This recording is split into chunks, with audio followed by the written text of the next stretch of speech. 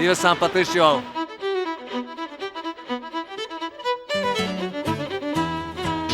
She's like the needle in a land of sports. And you give yourself away.